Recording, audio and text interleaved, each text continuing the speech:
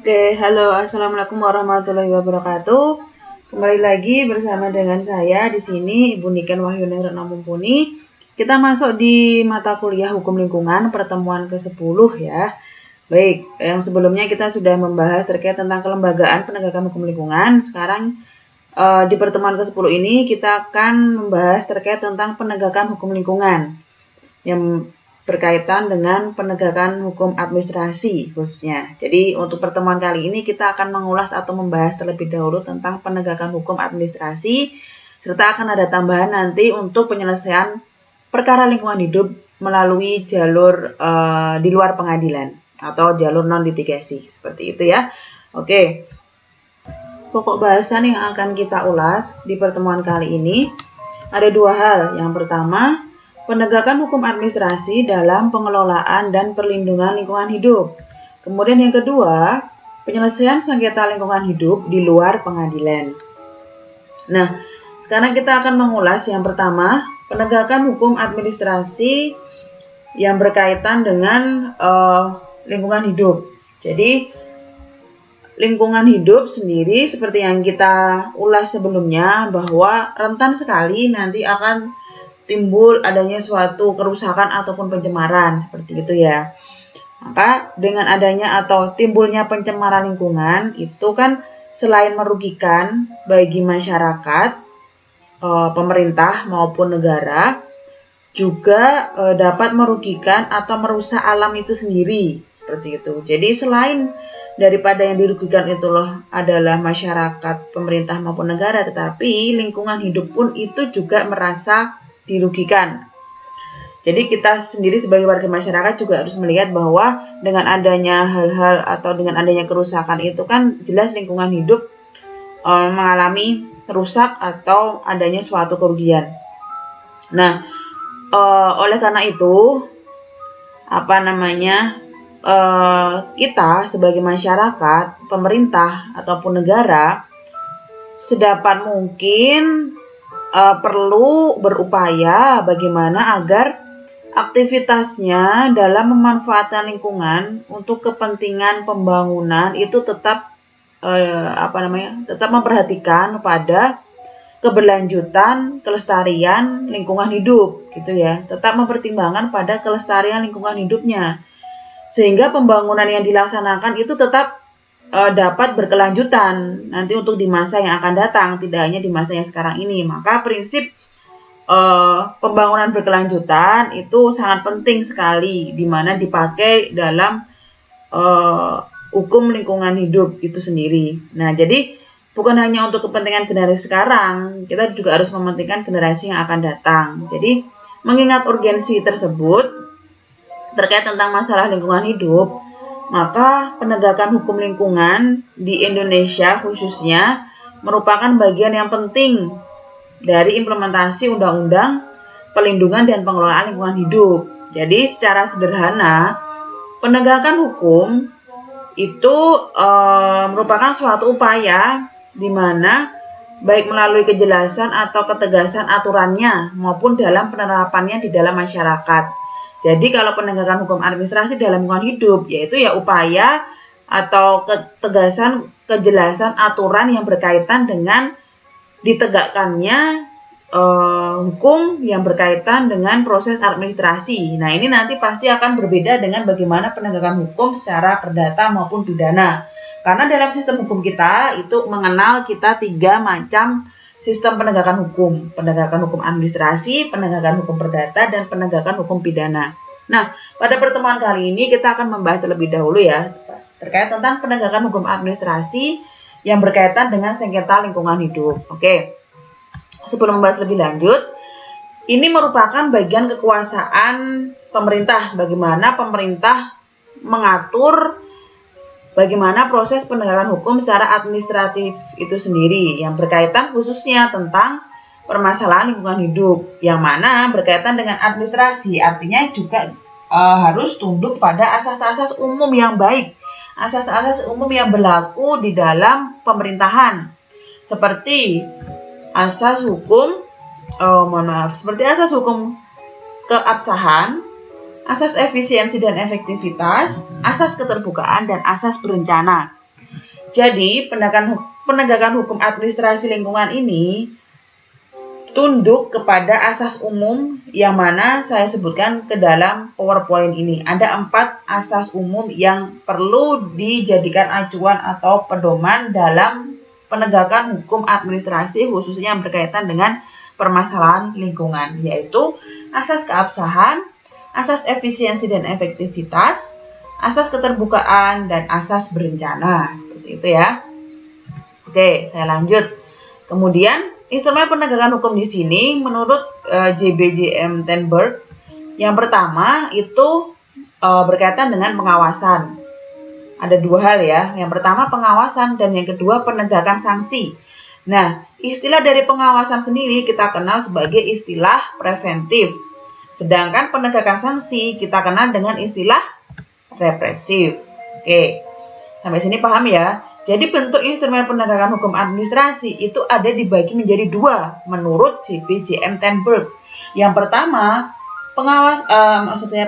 instrumen penegakan hukum yang dinamakan dengan pengawasan atau istilahnya penegakan hukum secara preventif. Sedangkan yang kedua adalah penegakan sanksi, penegakan hukum administrasi dalam mana melaksanakan adanya suatu bentuk sanksi di mana istilahnya disebut sebagai penegakan hukum secara represif. Yang mana kedua hal ini merupakan sama-sama memaksa masyarakat, memaksa pemerintah maupun negara dalam hal ini untuk tertib, untuk menjalankan apa yang diatur di dalam undang-undang sendiri, khususnya undang-undang tentang pelindungan dan penegakan hukum lingkungan. Begitu ya. Jadi tujuannya adalah sama-sama untuk memaksa kepatuhan bagi setiap individu, bagi setiap masyarakat, bagi setiap kelompok, lembaga, instansi maupun negara dalam memperhatikan undang-undang yang sudah ada dan peraturan-peraturan yang sudah ada untuk kelestarian lingkungan hidup. Jadi instrumen penegakan hukum lingkungan menurut JBJM Tenberg ada 2, yaitu secara preventif dan secara represif. Sebagaimana kalau secara preventif itu sendiri adalah bentuknya adalah suatu pengawasan. Sedangkan represif sendiri itu istilahnya adalah penegakan sanksi. Begitu. Jadi misalkan saya sampaikan terkait tentang berkaitan dengan sifat dan efektivitasannya ya. Jadi penegakan hukum lingkungan itu dapat dilakukan secara preventif dan represif maupun secara ya istilahnya ada istilah lain yaitu proaktif. Nah, tapi kita kenal di sini penegakan hukum administrasi ada 2, preventif dan represif. Jadi secara preventif itu sendiri ya suatu hal atau perbuatan atau tindakan yang dilakukan pada tingkat pengambilan keputusan dan perencanaan. Misalkan bisa adanya kebijakan di bidang tata ruang atau analisis mengenai dampak lingkungan hidup. Hal ini kan merupakan suatu bentuk upaya untuk mengantisipasi atau suatu bentuk untuk mencegah agar perbuatan yang merugikan lingkungan itu bisa diantisipasi atau bisa dicegah. Nah, salah satunya bisa dengan mengeluarkan kebijakan di bidang tata ruang atau di bidang lingkungan, kemudian mengeluarkan suatu kebijakan tentang analisis mengenai dampak lingkungan atau AMDAL seperti itu ya. Nah, kemudian secara proaktif yang seperti saya sampaikan tadi yang mana mungkin tidak ada di dalam istilah ini tapi akan saya tambahkan. Ya, kemudian secara proaktif tindakan yang dilakukan pada tingkat produksi misalkan, kemudian dengan menetapkan standarisasi lingkungan hidup seperti adanya audit mutu lingkungan hidup. Nah, itu merupakan suatu proses untuk mendukung adanya upaya untuk pencegahan yang mana kemudian adanya suatu tindakan proaktif yang mana kemudian adanya ketetapan-ketetapan tentang standarisasi lingkungan hidup seperti adanya audit lingkungan hidup seperti itu ya.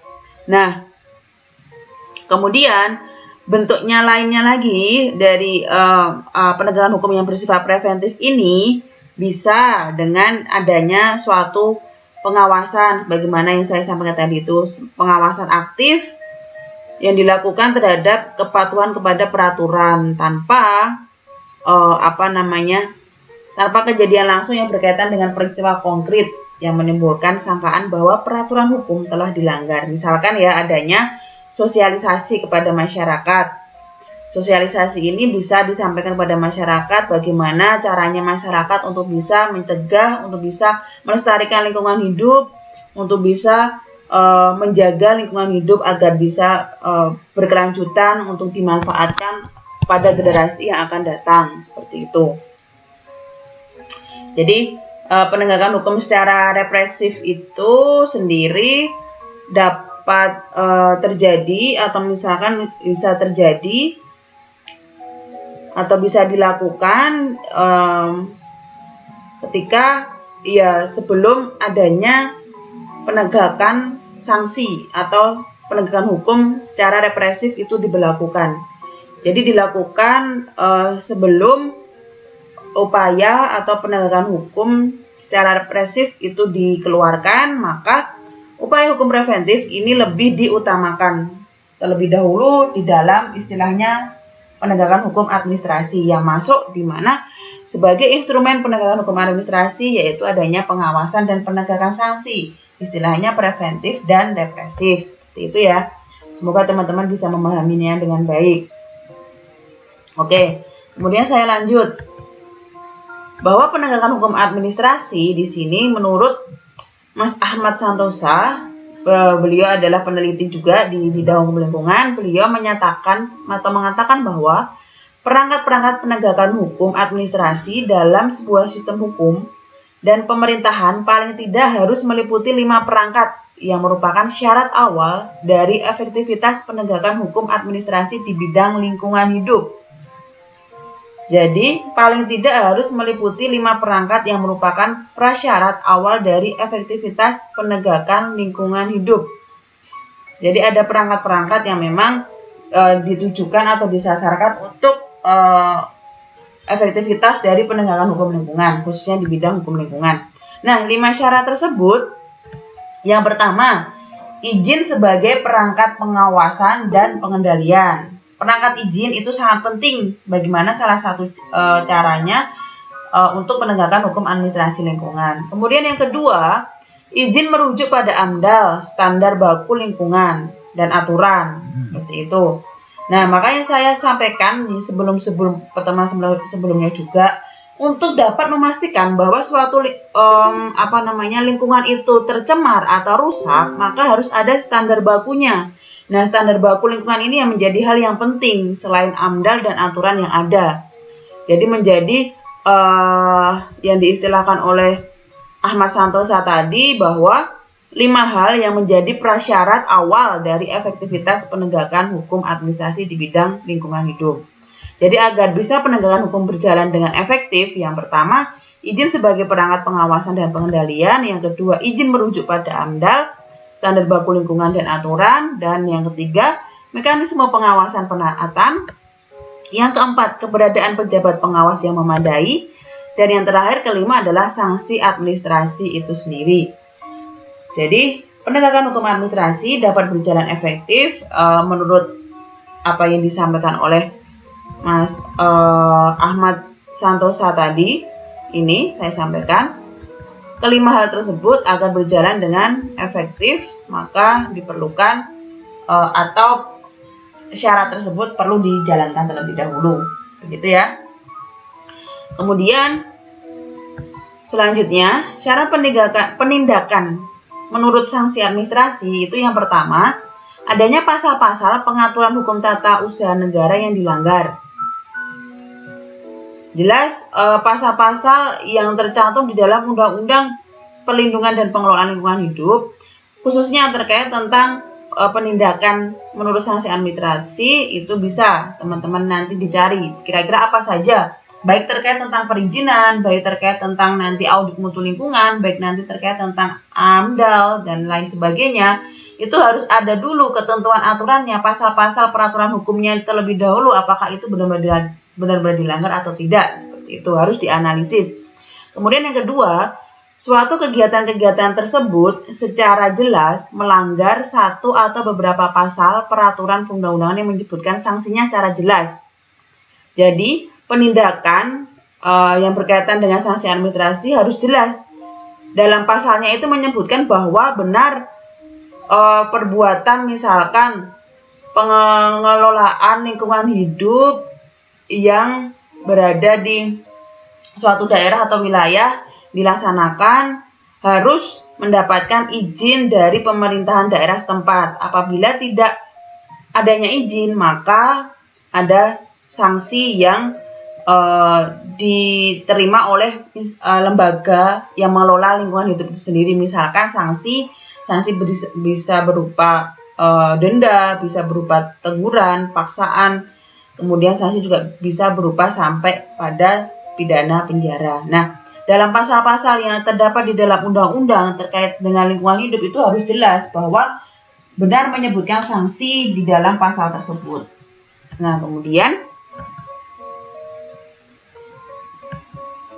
syarat yang lainnya, penjatuhan sanksi dilakukan oleh pejabat yang diberi wewenang untuk menjatuhkan sanksi tersebut berdasarkan ketentuan perundang-undangan atau berdasarkan ketentuan persyaratan yang tercantum dalam surat izin yang diterbitkan oleh pejabat yang menjatuhkan sanksi tersebut. Jadi harus jelas lembaga yang menjatuhkan sanksi itu siapa.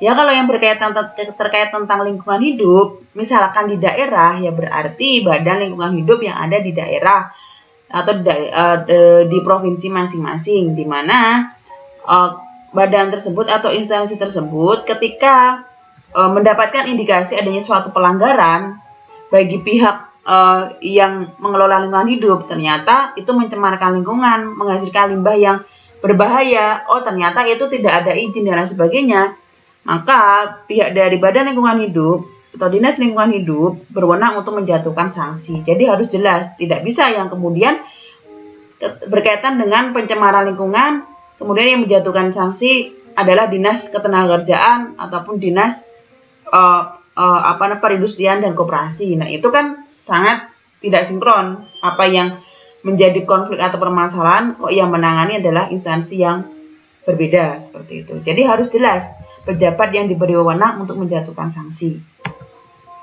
Kemudian selanjutnya, manfaat penegakan hukum administrasi di bidang lingkungan hidup. Yang pertama, penegakan hukum administrasi di bidang lingkungan hidup dapat dioptimalisasikan sebagai perangkat pencegahan atau istilahnya preventif. Kemudian manfaat yang kedua, penegakan hukum administrasi yang bersifat pencegahan dapat lebih efisien dari sudut pembiayaan dibandingkan penegakan hukum pidana dan perdata. Jadi dari segi kemanfaatannya, penegakan hukum administrasi ini lebih ringan dari segi pembiayaan. Karena apa? Ya karena ini lebih efisien. Hanya ini melibatkan antara para pihak, bagaimana penyelesaiannya nanti bisa diperundingkan, bisa diselesaikan dengan baik melalui musyawarah, melalui negosiasi yang tanpa dibebani biaya yang banyak. Berbeda dengan proses penyelesaian permasalahan yang mana dengan menggunakan penegakan hukum secara pidana ataupun perdata yang nanti masuk ke ranah pengadilan negeri seperti itu. Nah, otomatis pembiayaan untuk proses penyelesaian permasalahan tersebut ya berbeda dengan proses penegakan hukum secara administrasi. Seperti itu ya. Kemudian manfaat yang lainnya, penegakan hukum administrasi lebih memiliki kemampuan mengundang partisipasi masyarakat. Partisipasi masyarakat dilakukan mulai dari proses perizinan, pemantauan penataan atau pengawasan, dan partisipasi dalam mengajukan keberatan serta meminta pejabat tata usaha untuk memberlakukan sanksi administrasi. Jadi secara administrasi ini memang prosedurnya melibatkan beberapa partisipasi dari masyarakat. Yang mana misalkan dari mulainya proses perizinan, pemantauan penataan dan pengawasan sampai dengan dalam mengajukan keberatan, yang mana melibatkan memang beberapa oknum atau beberapa individu masyarakat untuk membantu dalam proses penyelesaian secara administrasi. Karena ya dengan kata administrasi kan erat kaitannya dengan birokrasi. Birokrasi kan berkaitan dengan apa yang ada di dalam suatu sistem pemerintahan. Jadi ketika ingin menyelesaikan suatu permasalahan harus dirunut dari awal proses penerbitan izin. Misalkan kalau mempermasalahkan terkait izin, apakah itu benar-benar sesuai dengan prosedur atau tidak, kan perlu melibatkan beberapa partisipasi masyarakat, baik dari instansi yang berwenang maupun dari para pihak yang akan menyelesaikan permasalahan tersebut. Seperti itu ya. Tapi ini termasuk salah satu manfaat dari penegakan hukum administrasi di bidang lingkungan hidup. Oke, sekarang saya menyampaikan terkait tentang macam-macam sanksi administrasi. Ada dua, yaitu yang pertama teguran tertulis dan yang kedua paksaan pemerintah. Terkait dengan teguran tertulis ini, jadi teguran tertulis ini dilakukan sebelum sanksi administrasi seperti paksaan pemerintah itu dilakukan. Jadi proses awal sebelum paksaan pemerintah yang sanksi administrasi kedua ini dilakukan. Makanya teguran tertulis ini mendahului apa atau yang dimaksud dengan sanksi administrasi paksaan pemerintah. Hal ini dapat dilihat dalam pelaksanaan paksaan pemerintah, di mana wajib didahului dengan suatu peringatan tertulis terlebih dahulu yang dituangkan dalam bentuk ketetapan tata usaha negara. Artinya atau maksudnya di sini, teguran tertulis itu ya merupakan suatu bentuk tulisan yang dilakukan secara tertulis yang isinya berupa peringatan tertulis yang meliputi hal-hal, misalkan peringatan harus jelas.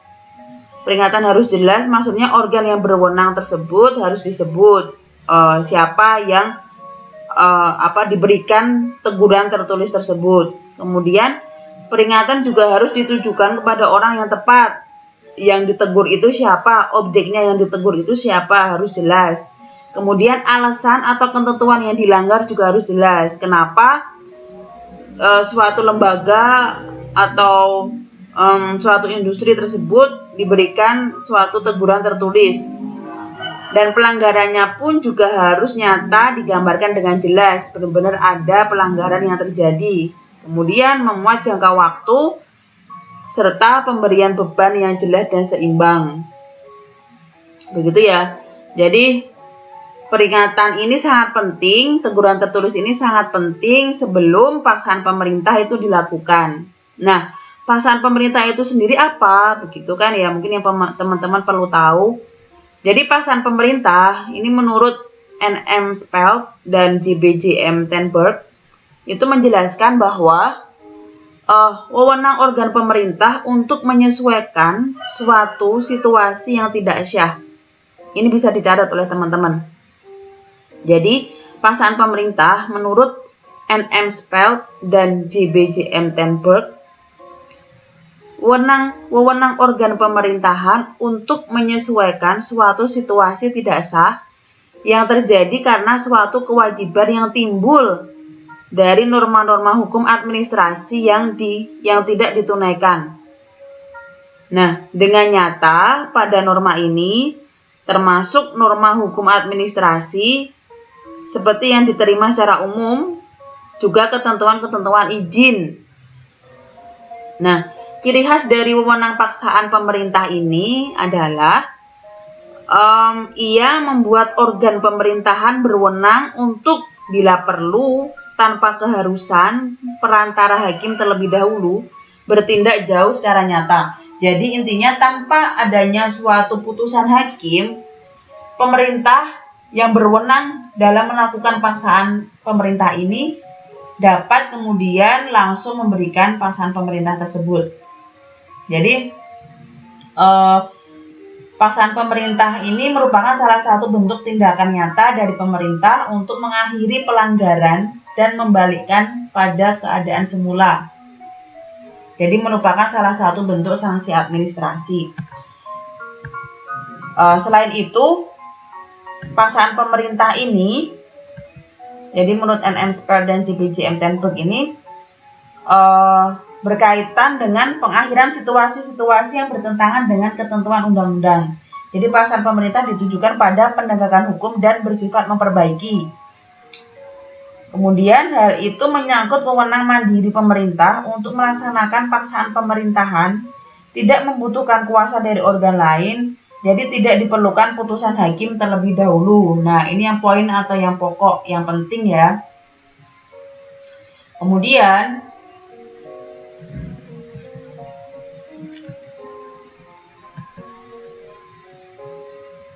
pemerintah diperbolehkan menentukan sendiri apakah sebagai sanksi atas pelanggaran akan diterapkan paksaan pemerintah atau tidak. Kemudian penerapan paksaan pemerintahan dapat dilakukan atas biaya si pelanggar, namun organ pemerintahan tidak wajib menuntutnya. Nah, kemudian pada umumnya, kecuali dalam keadaan mendesak, paksaan pemerintah nyata, paksaan pemerintahan didahului oleh peringatan, seperti yang saya sampaikan tadi. Peringatan memberi kesempatan kepada yang bersangkutan untuk dalam jangka waktu tertentu meniadakan sendiri akibat-akibat pelanggaran dan dengan demikian mencegah penerapan paksaan pemerintah. Oke, nanti teman-teman silahkan pause dan teman-teman silahkan pahami dan dalami dulu makna dari apa yang saya tuliskan di sini. Mungkin nanti akan lebih paham ketika saya sampaikan contohnya. Contoh dari paksaan pemerintah ya, sebelum saya sampaikan ini. Jadi contoh yang bisa dilakukan oleh pemerintah dalam hal bentuk penegakan sanksi administrasi ini, misalkan KLHK atau Kementerian Lingkungan Hidup dan Kehutanan itu, salah satu contohnya mungkin ada kasus di sini yang mana terjadi di Kalimantan Timur. Ini tidak sengaja dilakukan oleh Pertamina, yang mana Pertamina tersebut telah mencemari lingkungan karena tumpahnya minyak yang ada di lingkungan tersebut. Nah, kebetulan tumpahan minyak tersebut itu tersebar di pantai kawasan mangrove. Jadi kemudian dari kasus tersebut pemerintah mengeluarkan suatu keputusan memberikan sanksi berupa sanksi administrasi, yaitu berupa paksaan pemerintah, yang mana Pertamina harus menjalankan sanksi yang diberikan oleh pemerintah tersebut. Salah satunya adalah Pertamina harus melakukan pemulihan lingkungan yang terdampak akibat tumpahan minyak tersebut. Kemudian terkait tentang izin juga harus dibenahi. Pentingnya izin untuk melakukan kajian analisa mengenai dampak lingkungan. Kemudian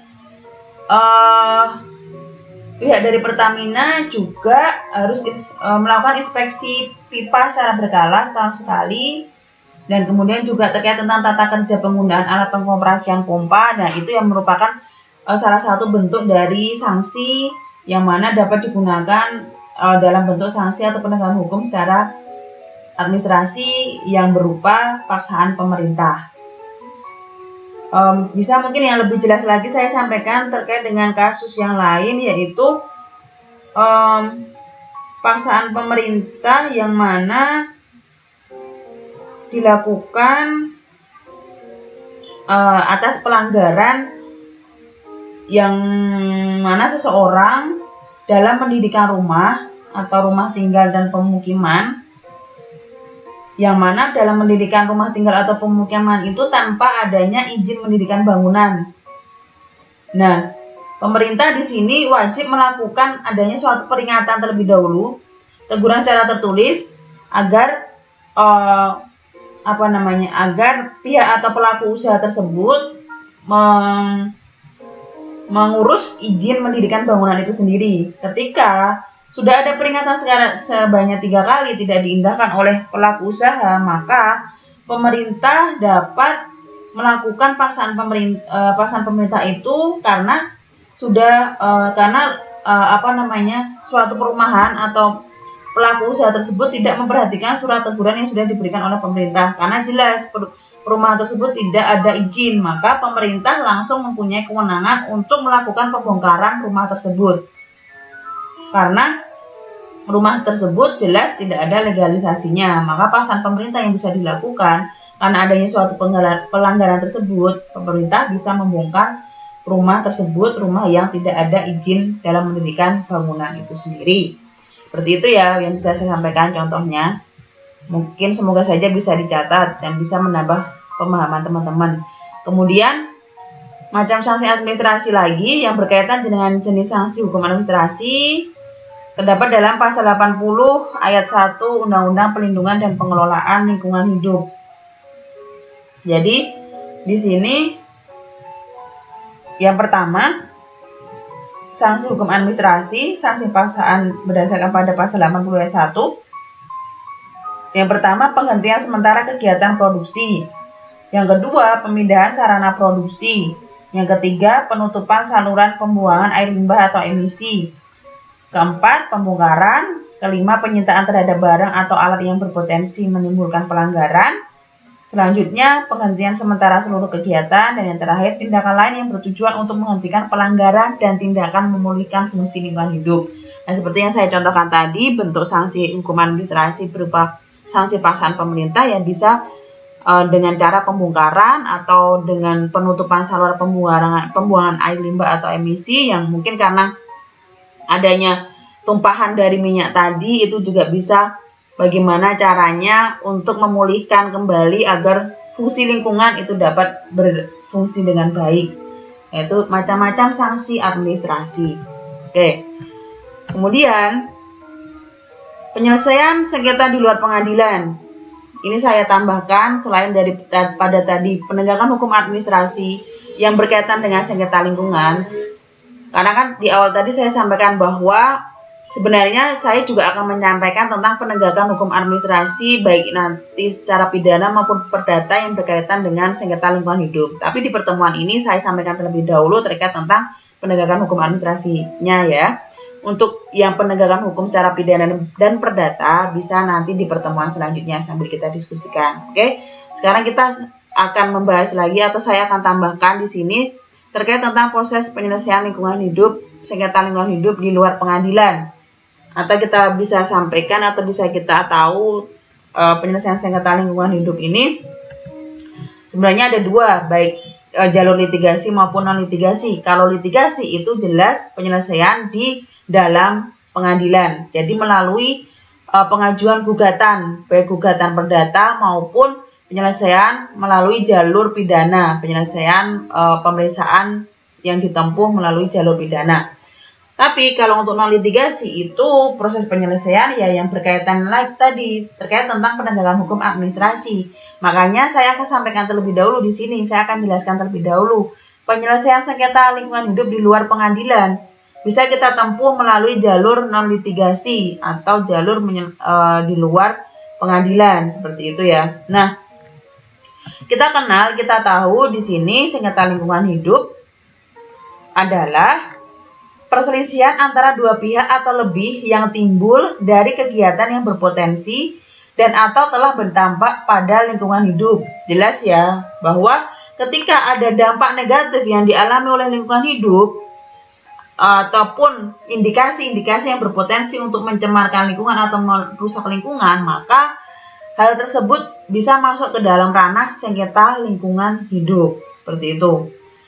Nah, kemudian dari satu sengketa, termasuk sengketa lingkungan, tidak hanya berdurasi perselisihan para pihak, tetapi juga perselisihan yang diiringi adanya tuntutan atau klaim. Tuntutan atau atribut primer dari eksekusi suatu sengketa atau lingkungan. Jadi, dari suatu adanya sengketa atau perselisihan tersebut, maka bagi pihak yang dirugikan, ya dia berhak untuk menuntut, misalkan menuntut terkait tentang ganti rugi yang dia alami. Ketika suatu masyarakat mengalami adanya mendapatkan penyakit karena adanya pencemaran di sungai, padahal sungai tersebut itu mengalir ke sumur-sumur warga, yang kemudian sumur warga kan memanfaatkan air sumur untuk makan, untuk minum, untuk masak dan lain sebagainya. Tapi karena tercemar, kemudian warga mengalami kerugian yang mana mendapatkan adanya suatu penyakit, baik penyakit kulit, penyakit batuk, dan lain sebagainya. Nah, ketika masyarakat dirugikan, maka itu masyarakat bisa berhak untuk menuntut atau mengklaim apa yang dia rasa dia alami, alami kerugiannya seperti itu. Nah, kemudian dari jalur non litigasi ini atau di luar pengadilan, tujuannya itu adalah diaturnya penyelesaian sengketa di luar pengadilan untuk melindungi hak keperdataan para pihak yang bersengketa dengan cara cepat dan efisien, untuk mengefektivitaskan waktu, untuk mengefisienkan dari segi pengeluaran pembiayaan. Maka jalur di luar pengadilan ini memberikan manfaat bagi para pihak. Kemudian penyelesaian sengketa lingkungan hidup di luar pengadilan diselenggarakan untuk mencapai kesepakatan mengenai bentuk dan besarnya ganti rugi dan atau mengenai tindakan tertentu guna menjamin tidak akan terjadinya atau terulangnya dampak negatif terhadap lingkungan hidup. Seperti itu ya. Oke, semoga dapat dipahami dengan jelas. Oke, saya lanjut. Jadi intinya penyelesaian sengketa lingkungan hidup melalui jalur non litigasi atau di luar pengadilan di sini dilakukan untuk mencapai kesepakatan sebagaimana diatur dalam pasal 85 Undang-Undang tentang Perlindungan dan Pengelolaan Lingkungan Hidup yang berupa yang pertama, bentuk dan besarnya ganti rugi. Kemudian yang kedua, tindakan pemulihan akibat pencemaran dan atau perusakan. Kemudian yang ketiga, tindakan tertentu untuk menjamin tidak akan terulangnya pencemaran dan atau perusakan.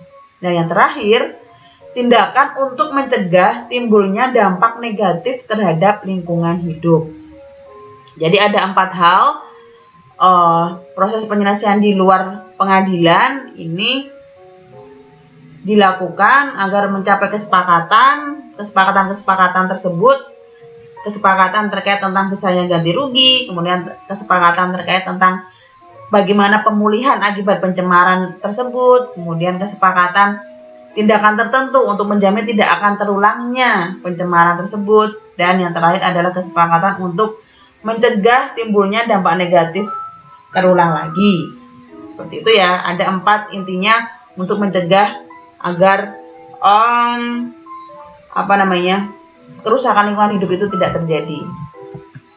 Oke, sekarang proses melalui luar pengadilan ada 3 hal yang perlu ketahui teman-teman. Yang pertama, proses penyelesaian melalui proses negosiasi. Negosiasi di sini penyelesaian sengketa secara damai di mana para pihak berhadapan langsung tanpa ada keikutsertaan dari pihak lain. Jadi ini diselesaikan hanya dengan melibatkan para pihak yang mana para pihak yang melakukan suatu perbuatan yang merugikan orang lain dan pihak yang merasa dirugikan. Jadi bagaimana kedua pihak tersebut menyelesaikan permasalahan tersebut melalui jalur negosiasi tanpa keikutsertaan dari pihak ketiga. Ini masuk ke dalam ranah penyelesaian perselisihan lingkungan hidup, perselisihan terkait tentang kerusakan dan pencemaran lingkungan hidup yang mana ditempuh melalui jalur non litigasi atau di luar dari pengadilan.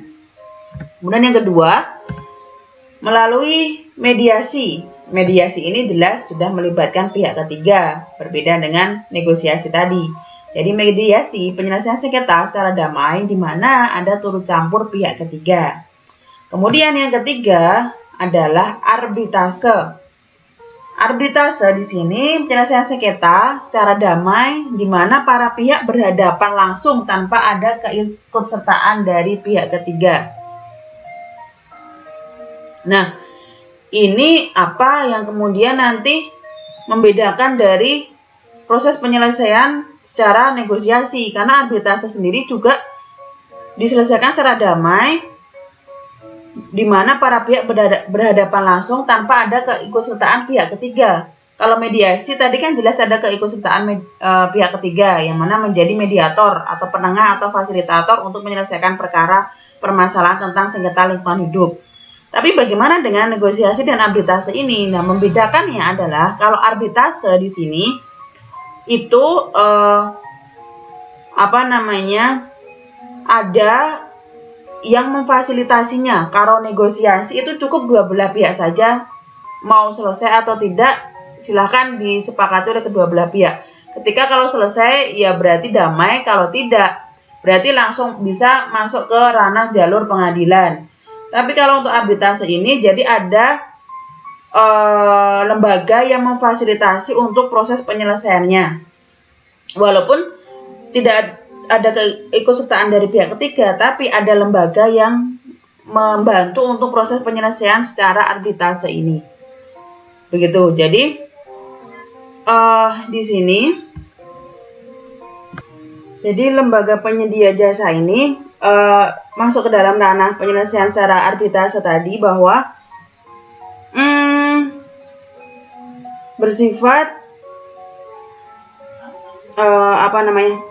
bersifat jadi adanya suatu lembaga penyedia jasa yang bersifat menjadi fasilitator bagi para pihak yang bersengketa, termasuk masalah lingkungan melalui alternative dispute resolution atau disebut juga sebagai ADR. Jadi lembaga penyedia jasa ini dapat dibentuk oleh pemerintah pusat maupun daerah atau oleh masyarakat. Jadi arbitrase ini biasanya nanti pihak ketiga yang menjadi fasilitator dalam penyelesaian permasalahan itu disebut sebagai arbiter. Begitu ya. Jadi berkaitan juga dengan hal tersebut, ada peraturan pemerintah nomor 54 tahun 2000 menyatakan bahwa penyelesaian sengketa lingkungan hidup melalui lembaga penyedia jasa dilakukan apabila para pihak terlebih dahulu mengajukan permohonan bantuan. Jadi ada permohonan bantuan terlebih dahulu, baru kemudian instansi tersebut bertanggung jawab untuk membantu menyelesaikan permasalahan lingkungan hidup itu sendiri, seperti itu. Jadi nanti teman-teman bisa dibaca lebih detail dalam peraturan pemerintah nomor 54 tahun 2000, serta juga nanti dalam Undang-Undang nomor 32 tahun 2009 tentang Undang-Undang Perlindungan dan Pengelolaan Lingkungan Hidup, bagaimana proses penyelesaian melalui jalur non-litigasi yang bisa ditempuh melalui 3 cara, baik negosiasi, mediasi, maupun arbitrase. Oke? Jadi begitu penjelasan pemaparan dari saya di mata kuliah hukum lingkungan kali ini. Semoga dapat dipahami dan dapat dipelajari dengan baik. Apabila ada yang ingin didiskusikan, ada yang belum paham, bisa disampaikan di forum e-learning kita diskusikan atau bisa di WhatsApp group. Oke, demikian dari saya pemaparan pada pertemuan kali ini. Semoga dapat dipahami dengan baik. Kurang lebihnya mohon maaf. Wassalamualaikum warahmatullahi wabarakatuh. Salam sehat selalu semuanya ya.